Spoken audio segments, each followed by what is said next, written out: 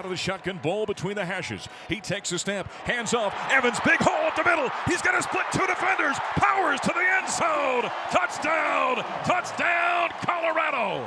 Well, that was awful impressive for homecoming 2016. The Colorado Buffaloes improved to 5-2 in the season, 3-1 in Pac-12 conference play as they win 40-16 over Arizona State.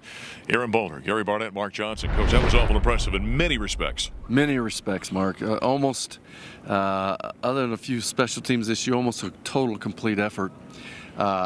We look at all the offensive numbers, but I think the defensive numbers were imposing. Yeah. And a week ago, we walked away and had one tackle for a loss against USC. This week we had 8.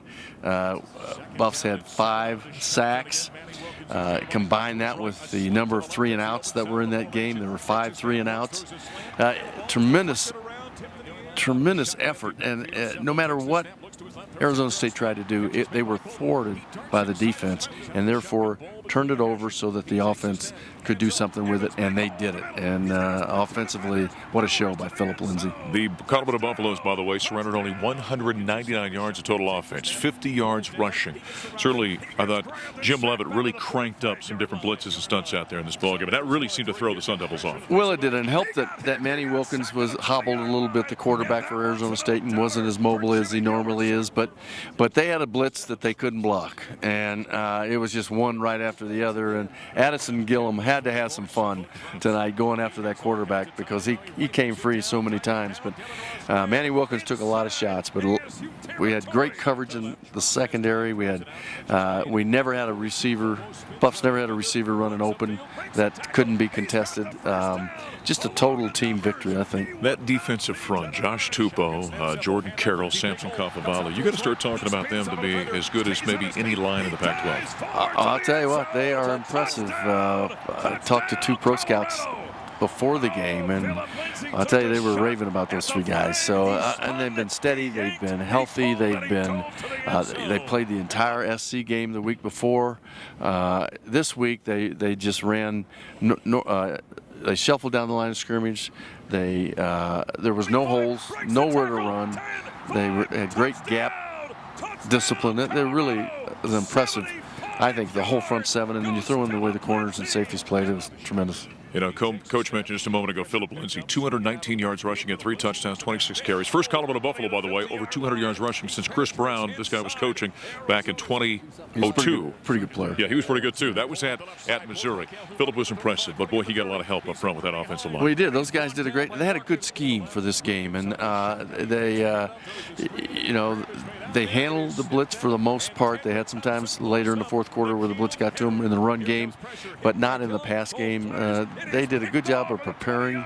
The coaches did preparing their kids, those players, for that game, and the offensive line handled it perfectly, I think, for the most part. You know, that offensive line, how good were they? Philip Lindsay, when you talk to Philip, he'll say, I'm nothing without them. In fact, he demanded they come up to the post-game press conference with him. So I'm sure their offensive linemen, they didn't say a whole lot, but they were sitting there anyway as they protected Philip. Fair. Well, that's just the way they are generally. Hey, how about Sefo Liufau? First start since Michigan. Got knocked out late in that one. Gets the first start here today. I thought he was masterful orchestrating the whole game plan. He was the perfect guy for this game because everybody knew that Arizona State's going to bring a lot of pressure, and their run defense has been tremendous, and that means they put a lot of pressure on you. So you had to find open receivers, and you had to manage the game that way. And he's seen so much of that stuff that he was the perfect guy to run it. And really what Arizona State did was back off and say, I don't think you can run the ball. So you know what? We ran the ball. And it was, the coaches did a good job of adjusting.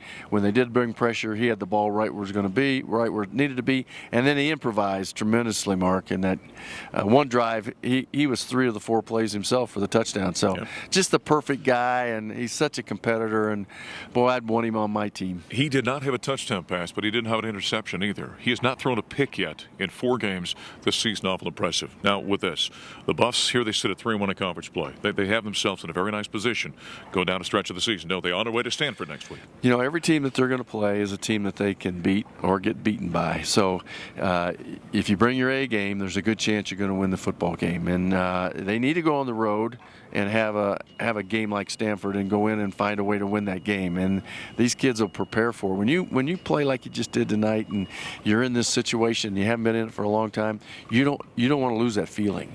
So they're going to prepare really well, and they're going to listen to everything that the coaches have to say, because they just experienced almost a perfectly played game from a scheme standpoint. Both coordinators, all three coordinators, had Arizona State's numbers. Yeah, they were pretty good. By the way, Stanford did get a win in South Bend over Notre Dame out of conference, so they'll entertain the Buffaloes next week. Awful impressive, 40-16. We mentioned Philip Lindsay, 26 carries, 219 yards rushing. He had 3 touchdowns. We're going to talk to him next as we wrap things up here with Coach Gary Barnett. We'll talk to you after a quick break here on the Stampede.